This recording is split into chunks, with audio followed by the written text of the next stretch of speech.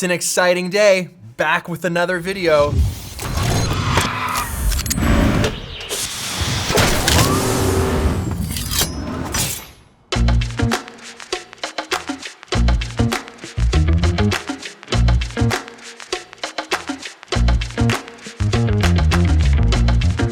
New release, Canon release, an old EF classic remade with RF technology into the new Canon 135 1.8 RF lens. Oh, look at that beautiful lens. You ask anyone that used to shoot weddings back in the day or still does, the 135 EF was one of the absolute favorites. The images that thing produced, unreal. I remember renting it one day from Vistec downtown. That day, that couple got the best photos I have ever taken. It was the sweet spot. You had a 7200 obviously for the super compressed, longer telephoto shots, but there's something about the 135 that was a little bit faster than the 2.8. It was an f2. It just looked good. My problem was I was always overlapping the focal range a bit. So to have a 7200 and then have a 135, which is covered within that 7200, that always kind of bothered me. So that's why I stayed away from it for the longest time until I kept hearing people talk about it, kept seeing shots on different wedding blogs. That was a huge thing, maybe still is, had my own. I'd kept seeing incredible portraits on wedding blogs from the 135 where I decided, that's it, I've got to try it. Instantly fell in love. To now see it in a 135 RF, even faster, at 1.8 all the way through, 9 blades, beautiful circular bokeh, which means all those out of focus elements in the background are gonna look so good and so creamy. It's the perfect compression, separating the background. I absolutely love this focal range. The RF glass is amazing, albeit that they're huge. They're like big fat soup cans now, but they're awesome big fat soup cans. This has 2 programmable buttons on the side. This is typically reserved for the super high-end super telephoto lenses. 5.5 stops of shake correction with the stabilizer on it because yes, this is image stabilized. Now if you pair this with a camera that has IBIS, in-body image stabilization, you're gonna get up to almost 9 stops of shake reduction. So you're hand holding this in pretty wild conditions and it's doing a pretty good job to counter all the coffees that you've had before you started shooting.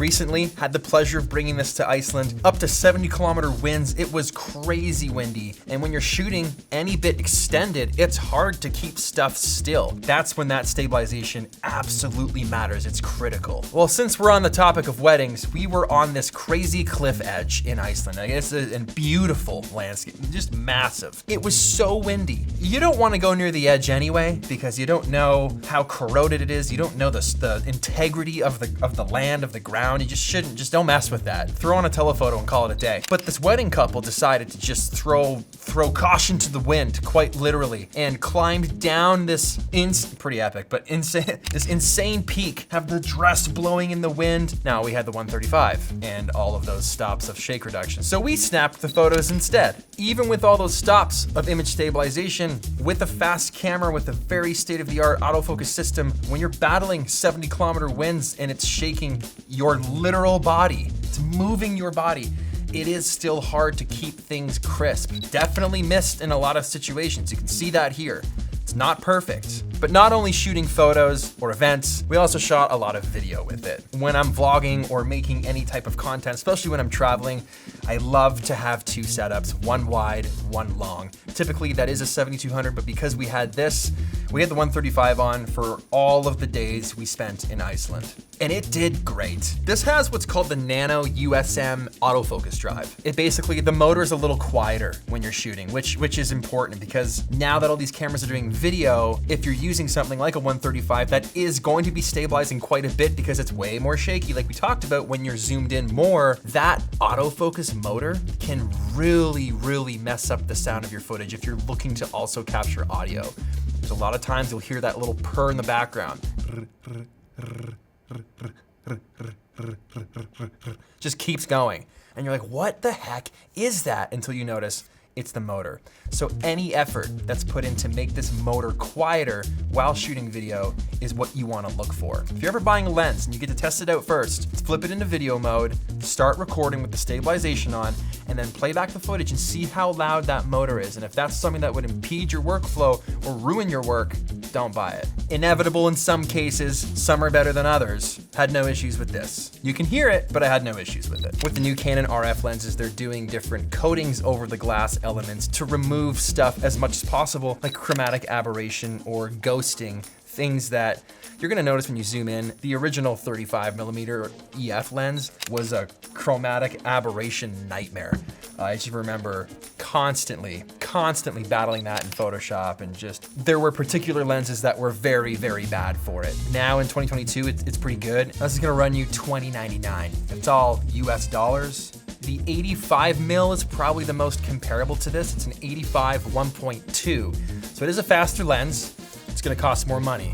I think that comes in around $25.99. So it is quite a bit more expensive than the 135, but that would be probably like the next comparable lens that I would stack this up against. And I do love the 85 1.2 and an absolute monster of a lens. But that 135 range is pretty magical. And if you've never used it, I would highly recommend you borrow one from a friend, rent one somehow, try it out, because I think you'll fall in love with it like I did. All right, hope you enjoyed looking at some footage captured with the 135, some photos captured with the 135, and if you'd never heard of a 135 before, now you do.